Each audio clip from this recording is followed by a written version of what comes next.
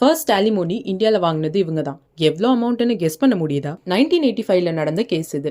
முஸ்லிம் பெண்ணான ஷாஹு பன்னோவை 1932ல இந்தோர் அட்வொகேட்டான முகமது அகமத் கல்யாணம் பண்ணிக்கிறாங்க. அடுத்து 14 வருஷத்துல அவங்களுக்கு 5 குழந்தைகள் பிறக்குது. 3 பையன் 2 பொண்ணு. அடுத்து முகமது 2ஆவதா ஒரு பொண்ணை கல்யாணம் பண்ணிக்கிறாங்க. as we all know Muslims இது அவங்க ரிலீஜியன்ல ஒரு நார்மலான விஷயம். அதுக்கப்புறம் கொஞ்சம் வருஷம் 2 வைஃபோடையும் வாழ்ந்துட்டு 62 வயசான ஃபர்ஸ்ட் வைஃப் ஷாஹு பன்னோவை தலாக்னு சொல்லி டிவோர்ஸ் பண்றாங்க. ஸ்டார்டிங்ல அவங்களுக்கு 200 rupees கொடுத்துக்கிட்டு இருந்திருக்காங்க, உன்னையும் குழந்தைகளையும் பார்த்துக்கோ அப்படின்னு.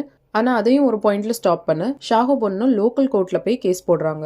எனக்கும் என்னோட பசங்களுக்கும் சப்போர்ட் பண்ண பினான்சியலி யாரும் இல்ல, சோ என்னோட ஹஸ்பண்ட 500 rupees மந்த்லி கொடுக்க சொல்லுங்க அப்படின்னு சொல்றாங்க. ஆனா அவங்க ஹஸ்பண்ட் என்ன சொல்றாங்கன்னா, முஸ்லிம் லாவின் படி நான் அவங்கள இனி பார்க்கணும் அப்படின்னு ஒரு அவசியமும் கிடையாது. அப்போ பன்னோ என்ன சொல்றாங்கன்னா, நான் இதை இந்தியனா கேட்கிறேன், முஸ்லிம் விமனா கேட்கல. சோ கோர்ட்டுமே alimony நீங்க கொடுத்துதான் ஆகணும்னு சொல்லுது. பட் alimonyயா 25 rupees கொடுத்தா போதும்னு சொல்றாங்க. இதனால பன்னோ ஹை கோர்ட்ல மேல்முறையீடு செய்யறாங்க. இங்கேயுமே கேஸ் நடக்கு. எனக்கு இன்னுமே அதிகமா alimony வேணும்னு இவங்க கேக்குறாங்க. அகைன் பன்னோ தான் கேஸை வின் பண்றாங்க.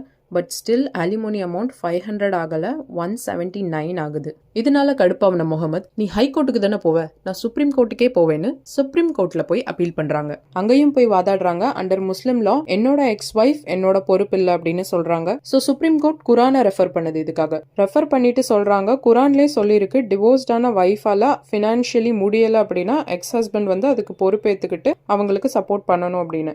சோ இந்த கேஸும் பன்னோக்கு ஃபேவரா தான் முடியுது. பட் இவங்களுக்கு ஃபுல் ஜஸ்டிஸ் கிடைச்சதான்னு கேட்டா கண்டிப்பா இல்ல. ஏன்னா இவங்க கேட்ட alimony வேற, இவங்களுக்கு கிடைச்ச alimony வேற. கடைசி வர பாவர்ட்டில ஸ்ட்ரகிள் பண்ணி தான் இவங்களும் இவங்களோட கிட்ஸும் இருந்திருக்காங்க. இந்த கேஸ் ஜெயிச்சு வெறும் 7 வருஷத்துல பன்னோவும் இறந்துட்டாங்க. இப்பவுமே இந்தியால டிவோர்ஸ் வாங்கின எல்லா பொண்ணுங்களும் alimony வாங்குறது இல்ல. டிமாண்ட் பண்ணினாலுமே எல்லாருக்கும் கிடைக்கிறதும் இல்ல. பட் இந்தியால ஹையஸ்ட் alimony ரிசீவ் பண்ண ஒரு பர்சன் ரித்திக் ரோஷனோட வைஃப் 380 crore டிவோர்ஸ் பண்ணும்போது alimony அவங்க வாங்கியிருக்காங்க. இப்படி டிவோர்ஸ், ஷாஹு பன்னோ, alimony இதெல்லாம் பத்தி நீங்க என்ன நினைக்கிறீங்கிறத கமெண்ட்ஸ்ல சொல்லுங்க. இந்த வீடியோ பிடிச்சிருந்தா லைக் பண்ணுங்க, ஷேர் பண்ணுங்க.